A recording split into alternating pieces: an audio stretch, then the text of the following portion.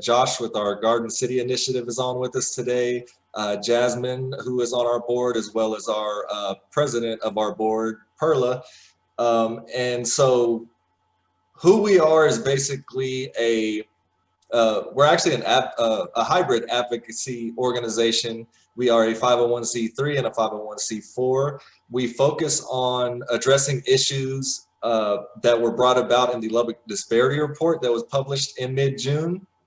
And that is what most of our work is focused on. And then going forward is just making sure that the city is having good governance and that we are seeing inclusive city policies be instituted here. And so that's a little bit about who we are. And so recently in the impact fee discussion, we were heavily involved in that, advocating for the recommendations of Lubbock's land use plan, which is Plan Lubbock 2040, that was unanimously voted in by this sitting city council in 2018. And the recommendations inside of Plan Lubbock 2040 were to show specific consideration to areas inside the loop, and especially the north and east areas inside of the loop due to historical neglect of those areas. We were able to get zero impact fees in central Lubbock, but not in the north and east areas of town. So what ended up passing was no impact fees in service areas G and H, which there are 8 service areas in Lubbock. G and H is mostly central Lubbock. So no impact fees there. And then a 50% discount for developers in the entire rest of the city. That basically means that when a project is priced out, the developers will be responsible for paying $1 to every $3 that taxpayers will be paying for that project. We were actually advocating for them to pay the maximum amount that a city can charge in impact fees, which would have meant that it would have been a 50-50 split between developers and taxpayers. Unfortunately, city council decided to not go that way. So that's basically what we ended up with there. And so moving forward, some of the things we were able to actually get through our advocacy or influence in one way or another through our advocacy were 3 things actually. So we were able to influence the dirt road paving budget to be increased from about 400,000 to 800,000. And then we were able to get into this year's city budget the neighborhood planner position that was also a recommendation in Plan Lubbock 2040 for East and North Lubbock, so that work can begin in those areas to develop there. And then we were also able to get an extra $250 into the budget with the help of a couple of the council members as well with all of this. And so those were some things we were able to accomplish through our advocacy. And this is a relatively young organization. It started in mid-June. And so we've been able to do quite a bit over our short time here.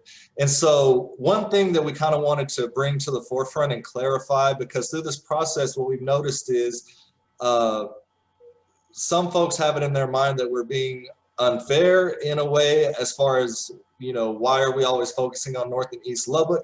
There are several reasons for that. And one of the most pressing is that the recommendations of Plan Lubbock 2040. Plan Lubbock 2040 took 1.5 years to put together. It took about $500,000 of taxpayer money. They got public input. They had a lot of experts looking at things and doing a lot of research.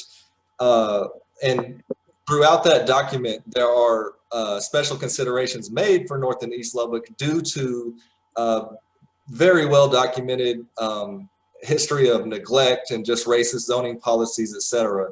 So that's kind of why we need to focus on those areas, because if we don't fix what has been an issue for a really long time, if we don't address that and you continue to have those people marginalized and not heard, then it's just going to continue to cause problems for the entire city as it has this whole time. So to give you a little more perspective on that, I will hand it over to Ms. Perla, our president. She can introduce herself and tell you a little bit about her story. and then we'll hear from Jasmine as well, just for some more clarity on the North and East Lubbock situation. So Perla? Thanks, Adam. As Adam stated, my name is Perla. I am the president of Lubbock Compact of the board. We basically formed mid-June. We're very, very young, like Adam said, but I did want to give you kind of, from the north side perspective, why, we do what we do. I am from North Lubbock. I grew up here in El Barrio de Guadalupe, and I actually still live here. I'm third generation. My family have raised their children here. I am raising my children here. They probably will raise their children here. I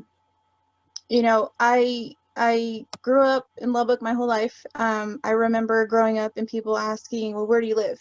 And automatically you say the north side, and people are kind of taken aback. And so I always had to explain, no, my neighborhood is cut off by railroads, and then we're backed up by industrial stuff. And I kind of always thought, that was what separated us, and that's actually what separated us. I read Dr. Bergfield's disparity report in June, and I got really mad. I didn't realize, I guess, that that was the plan. They wanted to keep colored people away from everybody else, and by putting the north side behind industrial stuff or in front of industrial stuff, the east side as well, they were keeping us away from everybody. And even now, where I am located, I'm on the other side of the Marshall Sharp, and I have Avenue Q on one side and I-27 on the other. My neighborhood is a little bit different. Everybody's why is a little bit different. Like I said, my neighborhood, we basically, there's a lot of pride here. We take care of our homes for the most part, our yards. So through COVID, I had a lot of time to research and read and walk. So I started walking my neighborhood, and we actually have this little lake pond thing. I don't know the real name of it, but we call it the arroyo here. And there's a really cool fishing dock. And after reading the disparity report, I didn't see the rolling hills behind it anymore. I saw the rock crushing plant behind there. And so, that led me to question certain things, like I constantly have to dust here, and I constantly have to vacuum. And it's not like a normal house where you can do it once a week. It's like constant.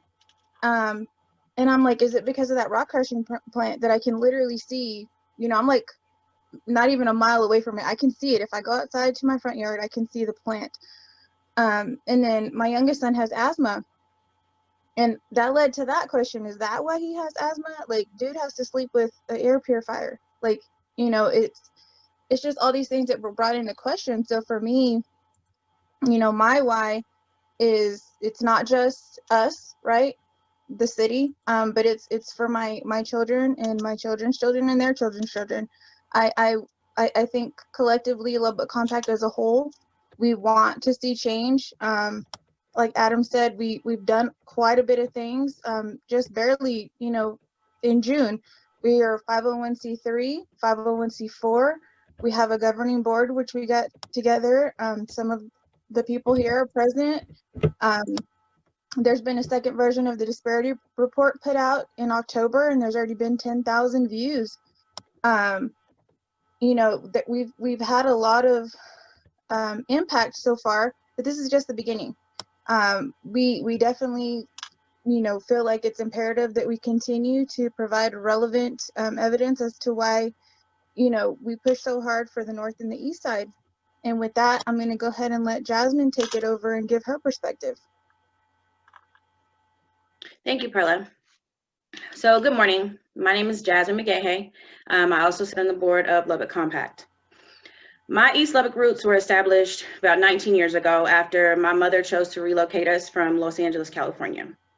There was a definite culture shock after being raised in an extremely diverse city and then being introduced to a bevy of cultures early on. To say the least, I was not prepared for the plight of racial indifference that I would face here in Lubbock.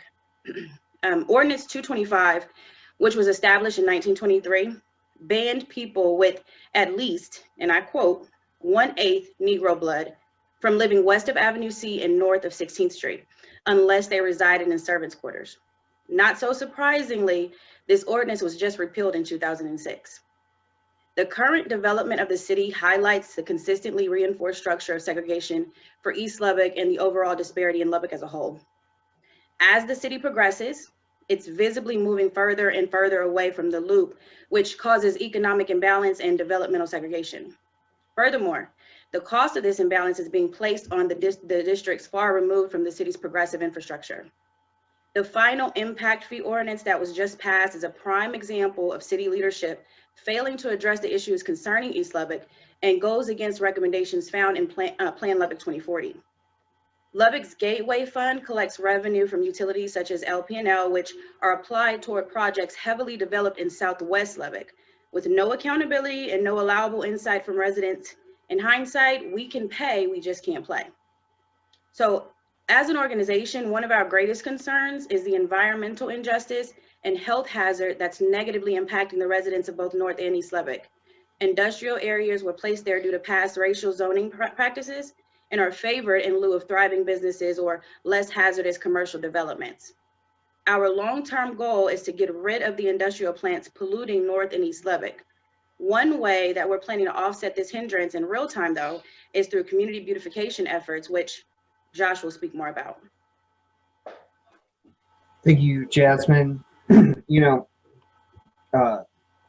Whatever our case is, whether it's environmental justice or policy, our work is centered around Lubbock having disparities within it, and they're not all sitting around in separate buckets. They're entangled in each other and they can't be parsed out. So we have to look at this collectively and as a comprehensive strategy. We think that the environmental justice piece is not only something that helps us address a lot of the zoning policy issues, but gives us real tangible benefits right up front. So I think it would be important to talk to lay this out. I think it'd be good to look at what our end goals are of this initiative that we're calling Garden City for Lubbock. We would like to see neighborhoods organized and empowered with budget so that they can make decisions about how to enhance their own neighborhoods. This is a plan that's already active in our sister city, Amarillo, where neighborhood associations receive $250,000 to allocate to their priorities. And we think that the case for enhancing Lubbock's green spaces really helps us attack some of these issues. The protection of Lubbock's existing green spaces and the development of more of them have a host of human health benefits, environmental impacts, they enhance neighborhood desirabilities, and they create communities that have a good balance of live, work, and recreate. And so we think this is a total win for Lubbock to focus on this specific issue. I would hasten to say that while we have a lot of ideas around this that I think are exceedingly creative and compelling and range from very practical to rather ambitious, that we're not terribly dogmatic about the issue of green spaces. We're more interested in what communities would like to do to create and enhance their green spaces, and facilitating that work and clearing out the pathways that obstruct that kind of activity. And so even while we've been very busy and preoccupied dealing with the necessities of the city calendar that required us to be very present in the budget advocacy and in the impact fees advocacy, now that we've kind of packed that stuff away, we can turn our eye to more creative instead of reactionary processes. And so, but even while all that was going on, in the background, what we've been working on is how to expand community gardens. You know, Lubbock has a number of existing community gardens. We'd like to see those expanded throughout the city. We've discussed different destination type gardens because a principal criticism you hear of Lubbock all the time is like, there's nothing to do here. Well, we think that investing in Lubbock's green spaces is a great way to attack that issue and capitalize on this engine of new residents, which is Texas Tech, and keeping them in our community, keeping our young people in our community. We are somewhat far along on an initiative to plant trees throughout neighborhood because we believe that Lubbock's tree canopy needs to greatly expand. We have a carbon dioxide and pollutants problem in Lubbock, and we have an urban heat island problem in Lubbock, one of America's hottest cities. So we are looking at ways to expand Lubbock's tree canopy and enhance neighborhoods in the process. We've had some discussion on Lubbock having a really innovative park idea that looks at other urban parks and how to transform urbanized and industrialized spaces into greenways. And we're very interested in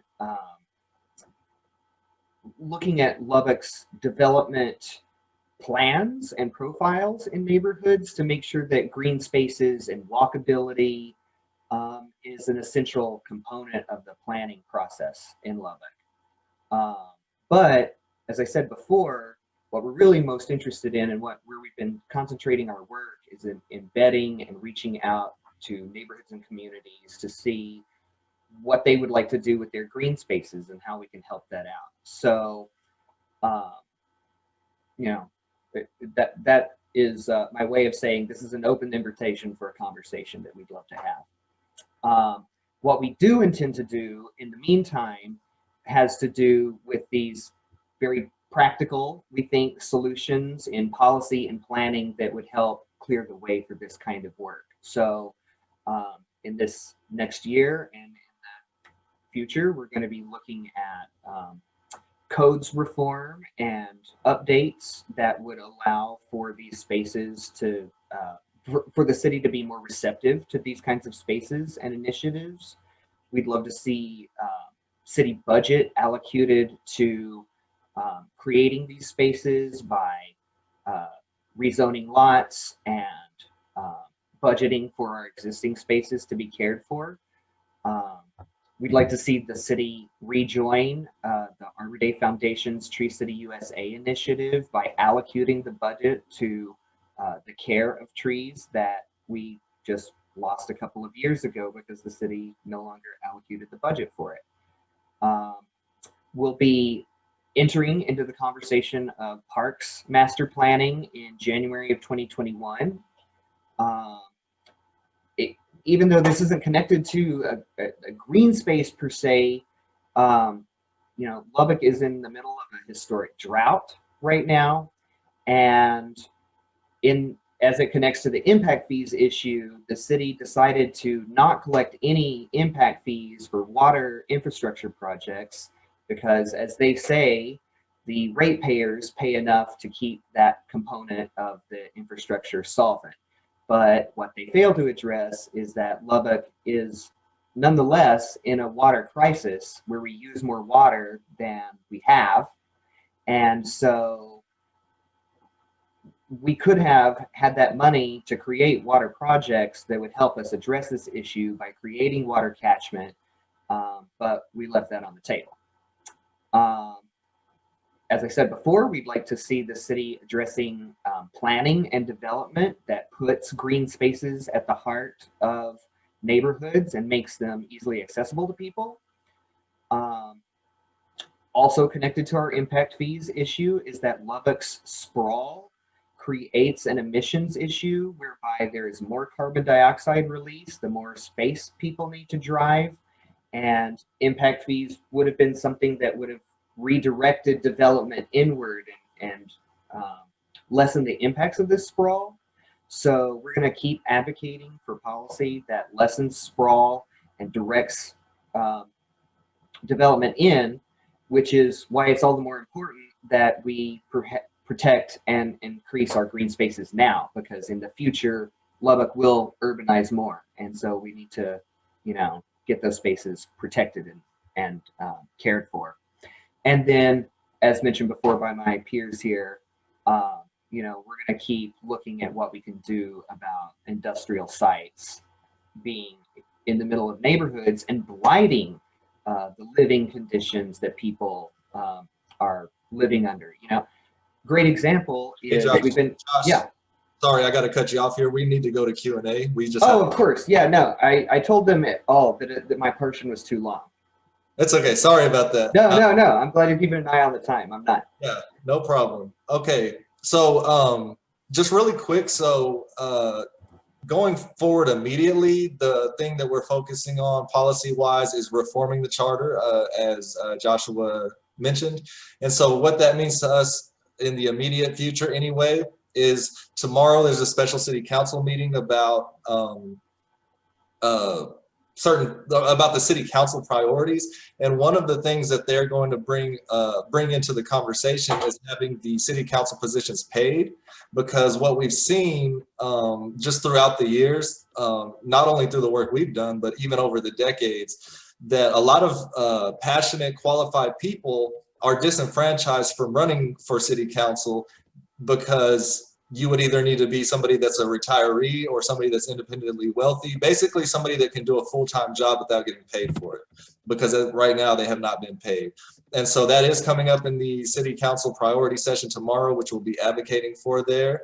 And then we'll be staying up on that situation to try to get that pushed through, which could really be a catalyst for doing some good things here in Lubbock moving forward, and having some more diverse representation on the city council. Basically have people who represent the entirety of Lubbock and not just one small community. So we do have some questions coming into the Q&A, and if everybody could just continue to put the questions in the Q&A, I might miss them in the chat. So first question is anonymous. As this seems to be a shift in focus, what are the potential positive impacts of neighborhood green spaces, community health, or property values? Perhaps, Josh, you want to touch on that? Of course, we know the community health for sure.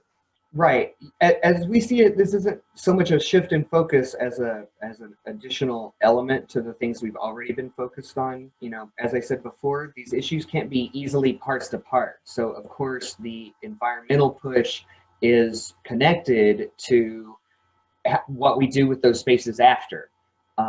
And so, but to directly answer your question, yes, of course, we see parks and green spaces as a neighborhood desirability issue, and that does enhance property values, and that does create stability and continuity in neighborhoods. So really, we're looking at the things that can help. We're trying to get everything pushing in the same direction. Great. Okay, so next question. Let me get this one off of here.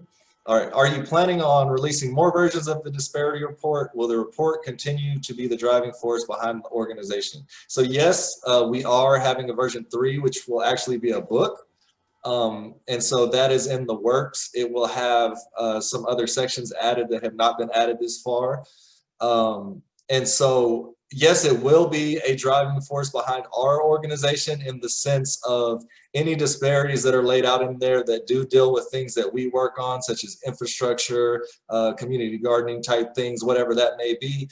But some of those sections we don't actually have the expertise in or specialize in at all. And so it will be more of like an informative piece for others who maybe do that work. So there'll be some things about like medical disparities or LGBTQ disparities and so on and so forth, homelessness and some other things. So it won't, the entire thing won't necessarily drive our work, but for sure certain parts of that will. Next question from Josh. What can TTU students provide in terms of support, actionable policy, or community engagement? That's a great question, and thanks for that, Josh. So you can go to lubbockcompact.com, and there is a button on there that says to get involved, and you can kind of let us know, kind of what you may be able to offer or what you might have in mind, or you can just ask questions and we can answer things specifically that way as well. But in terms of support, so a lot of what we do is citizen education through various means, be that social media or in-person meetings or whatever. And then also citizen mobilization. So when we have these things going on, we could always use folks that would help us, spread the word on things or engage the community in various ways. So the best way to kind of, I guess, get in the system, so to speak, is to go to lubbockcompact.com and click on that get involved button. Okay, Casey, do you guys have a sense of interest from City Council on these priorities you have listed out, especially the charter reform? Yes, so in particular, the charter reform, now I can't speak to the meetings I've had personally with City Council. I can say, unfortunately, the majority of them seem pretty disinterested in most of what we have to say, even when presented with like actual data and things of that nature, or even when presented with things that they've agreed to in the past. So a lot of them seem disinterested, which is again why we came to the conclusion that it's not only inevitable that it's going to happen, but it's a necessity that it happens, that those positions be paid, and that we have a larger pool of leaders to choose from. And so that maybe we can get some folks in there who are willing to take accountability for things, willing to acknowledge the issues we have, because some of them are just flat out just not even acknowledging those things. But two in particular that we do have support from and who actually presented that into the City Council priorities would be Ms. Sheila Patterson Harris from District 2 and Mr. Chattis from District 1. And so they actually fully support that. I don't know how much support that has with the rest of the City Council, as I have not spoke to them about that in particular. Okay, so let's see. One more anonymous question here. How can a TTU student get involved in advocating and or helping out? Yeah, so that question got asked. You can also you can go to lubbockcompact.com. There's a get involved button, or you can also just email volunteer@lubbockcompact.com, and somebody will be in touch with you and discuss how you may be able to help. But we always need as much help as possible. We are definitely looking for volunteers. We could use folks that would like to maybe run some social media, some folks that can do some maybe graphics, video editing, things of this nature. A lot of what we do, like we said, is community outreach and community education. And so we're going to be doing that through infographics, social media videos, YouTube, etc.